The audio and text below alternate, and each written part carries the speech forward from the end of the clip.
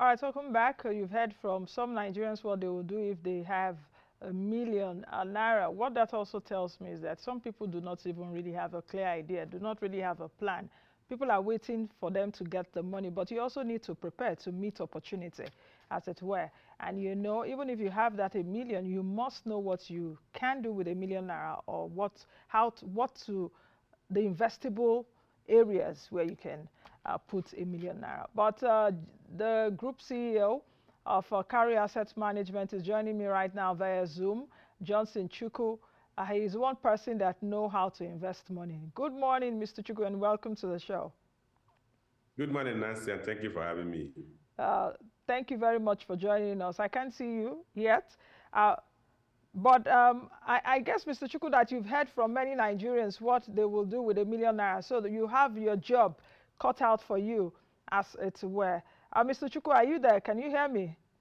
I can hear you clearly, and I guess they need to patch my Okay, camera. okay. Okay, I can see you now. So you have a lot to do as per education, in terms of educating and enlightening people what to do with a million naira and more.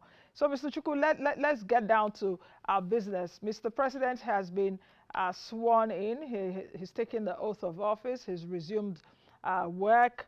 How much are Nigerians' expectations for Bola Ahmed Tinubu right now? Do you think that there's a silver bullet to accelerate growth, to make Nigeria a rising star again? Well, Nancy, let me start by expressing my condolence to you as a friend and family member of the AIT group, and then to the family of the High Chief Dr. C, and then the entire staff and board and management staff and every member of AIT, and including the viewing audience, for the loss of such a great son of Africa. He was one person who redefined and the broadcast industry in Nigeria, and I can tell you that he will never be forgotten. I remember one of the things that the son of Chinua Achebe said when they asked him, how do you want your father to be remembered? And he said that if he doesn't need to think of how to remember how his father, he wants his father to be remembered because the father actually immortalized himself. I think High Chief Dr. immortalized himself. So my condolence to you, to the entire AIT Repower and his family as well. Thank you very much, Mr. Chukwu, for that. So, like I asked earlier, is there a silver bullet to accelerate growth? Because a lot of people, some people will have that expectation. So normally have that expectations when we transit to a new administration. Is there a silver bullet for us to accelerate growth, to make Nigeria the rising star that we were once before? Well, what I would say is that people feel that there's no government that will be worse than the past government, immediate past government. So that's the starting, but that's the general feeling that we've seen it all, and it couldn't have been worse than where we're coming from. And I'm sure that this testimony will also be that even those who were in that government will be a witness to it. We saw Nigeria decline in several facets of human existence, and we hope that nothing will be worse than that. Nothing worse than that will befall this country. So you have, in as much as you don't have that general euphoria that you always witness in your government. But we have a feeling, like I said, that it can be worse than what it was. So that's the feeling. I wouldn't say you have a lot of euphoria. You don't have so much excitement about the new government. But people feel that no matter what we have, it will be worse than what it was. Again, speaking of President Bola Tinubu, we all know that he's a private sector, market-oriented person, just like the other two major contestants in the presidential election, that's presidential election we are. Or are. So in the run-up to the election, most Nigerians, particularly the discerning investing public, felt that whoever won the presidential election and sworn in will certainly come up with more private sector-driven economic policies. So for those of us that are market operators, we feel we should expect policies that will drive economic growth. Of course, there's no silver bullet anywhere around. The decay we have witnessed at the country is quite enormous. So, but the key thing is that let's even stop the digging and start the filling. So any measure that we take today that does not worsen our situation is an improvement to our situation. And I think that's the general feeling. But in terms of euphoria or people feeling that we now have a messiah, I don't think that's the feeling that most people have, particularly given the way the election went. It will take some time for Tinubu, the President Tinubu, to win the souls and hearts of Nigerians. And it has to do with the measures he takes and policies that he implements, and how those policies affect the economy and the general well-being of the citizens.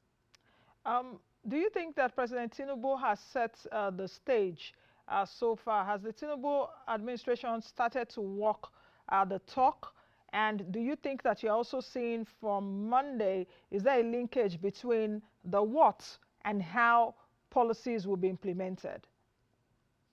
What I would say is that his inaugural broadcast touched on some of the right thoughts as it relates to private sector expectations.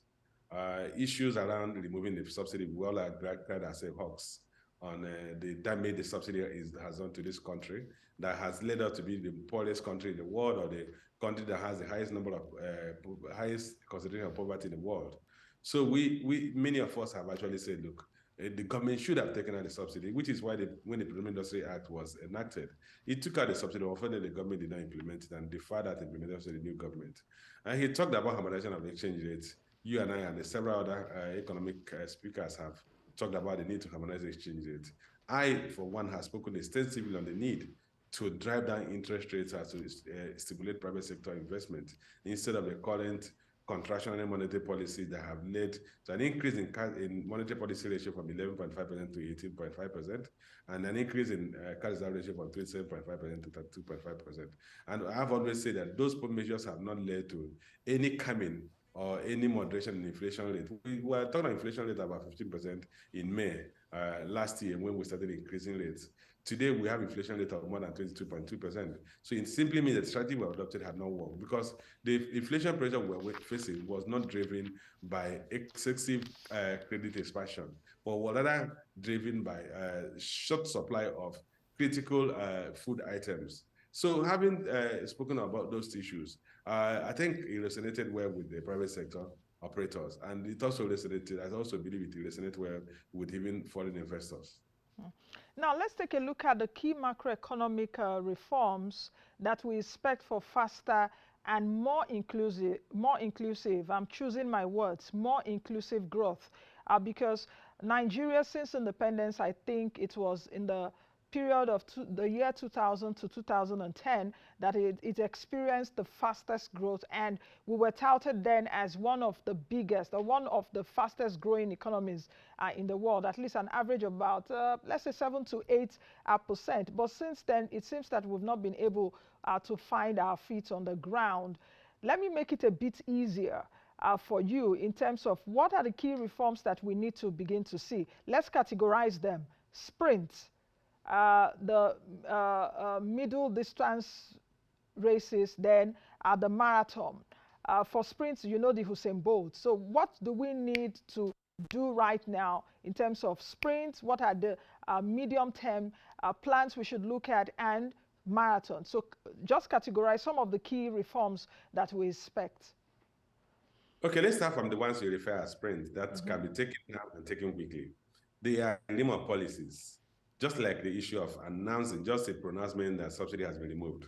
And that is a sprint, what you may call a sprint. The directive, like I wouldn't call it directive, the statement that you're going to work with the monetary authorities to harmonize the exchange rate, those are quick wins. They are actually very difficult decisions for government to take because of the political and social implication. But they are issues that can be addressed by pronouncement. The issue of harmonizing exchange rates, issues around improving, some components are improving the ease of doing business. Of course, the issue of visa on arrival was the pronouncement that the government made, and they began to implement it.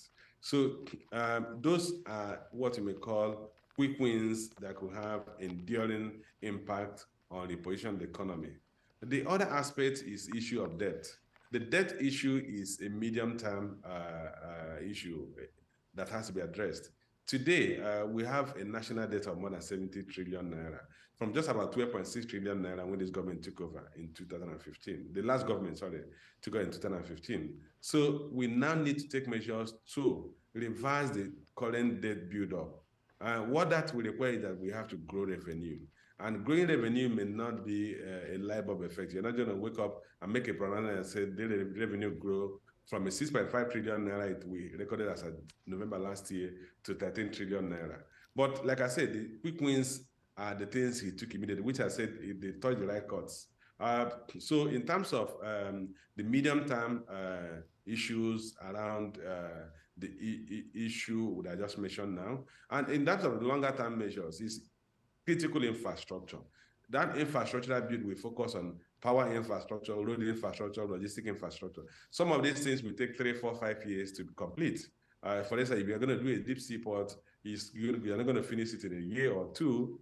If you have to increase power generation or power transmission, which is the greatest weakness we have in the power value chain, it will take some time to build a super transmission grid.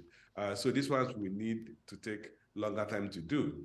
If we have to do real quality roads, highways, it will take some time to build. If you have to build the rail lines, it will take some time to build. Modern airports will take some time to build. But the key thing is to start each and every one of these critical projects. But let's even start from the policies, which are, like I said, the policies are issues that are the realm of the president making a pronouncement, and that pronouncement becomes a law or a regulation, and it has such pervasive impact on the economy. And I want to dwell slightly on the benefit of the subsidy on petroleum that was removed by just a pronouncement. Averagely, the government allocations, FAC allocation in the past 2 years was about 815 billion. With this increment, with this removal of subsidy, you should expect allocation to increase by about 550 billion, which means on average, state and local governments will be sharing, state, federal, and local government will now be sharing something in the region of 1.3, 1.4 trillion naira instead of the 815 billion they were sharing. What that means is that state government at different levels will have more economic resources, one, to moderate their borrowing, two, to invest in critical social and physical infrastructure. And with that investment, you're going to create more jobs, you're going to improve the ease of doing business, you're going to improve the attracting of the country as a destination for direct investment, foreign direct investment. And this just will happen because that announcement has been made. But even in the short run, our consumption, our demand for foreign exchange will decline. If you look at the trade figures for last year, of the 25.5 trillion naira import that we recorded in 2022, 10 trillion naira of that was for importation of petroleum products. So that's about 39.1% of total import was for petroleum products. With time, you're going to see, in the immediate, you're going to see a reduction in that import bill because consumption will decline. The volume that is being struggled out of the country will decline, will almost be eradicated. So you're going to see a reduction in that, which will help us conserve foreign exchange. So there are multiplicity of what this pronouncement will have on the economy. Okay. One last question for you, because I will be speaking to Comrade Festus Osifo after you now, who is the TUC and the Pengerson, our president. We saw the furore after the president announced fuel subsidy removal. The TUC, in fact, Labour, organized labor, did say that they were ambushed. They came out from their meeting, it ended in a stalemate. I'm aware that there's going to be a meeting this afternoon, and perhaps they would also meet with the federal government delegation. If you want to advise Labour, because I know that Comrade is listening to us right now, what would you tell Labour, and how should Labour go about this? Because we still have a salary rate of about 30,000 naira minimum wage. I was saying it earlier that I filled my tank from just a little bit lower than half tank with 57,000 naira on Wednesday. Food prices will increase, all of that would increase. So we have a minimum wage of 30,000 naira. What will your advice be to Labour?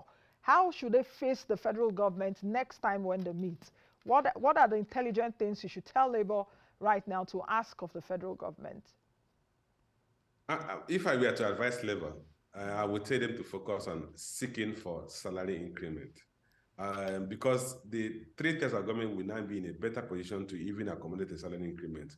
If Labour goes to the negotiation table and says, look, we need 30% salary increment, and even if you end up with a 20% salary increment, that will offset the cost, the inflationary and transport increase cost of this subsidy removal. If you get a ballpark figure of 20% of your gross pay, you are likely going to, at the minimum, be in the same position you were before the salary increment, the subsidy was removed. I think that should be the focus of Labour. And if they focus on that, the good thing, like I said, we're going to see is an astronomical increase in the allocations going to the three tiers of government, which means if the three tiers of government are getting an increment, because my estimation is that you're going to have an uptick in an improvement in allocation by between 50 and 100% of their previous allocation. If they have to sacrifice 20% to have a good relationship with labor and also improve productivity, that makes sense. So labor should focus on seeking for salary increment of at a minimum of 20% to offset the cost increase in cost of living that would be induced by this subsidy removal. Okay, Mr. Chukwu, we'll leave it at that. I'll speak to you sometime soon.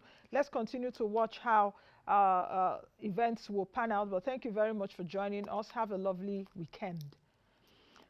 All right, I've been speaking with Johnson Chukwu, who is the Group Managing Director at Carry Asset Management. Our next interview, I will be speaking with Festus Osifo, who is the Trade Union Congress President, as well as Pang Pengerson. Mr. Chukwu had just said Labour should focus on seeking for salary increment. He will be answering that question when we return from the break. Do join us again.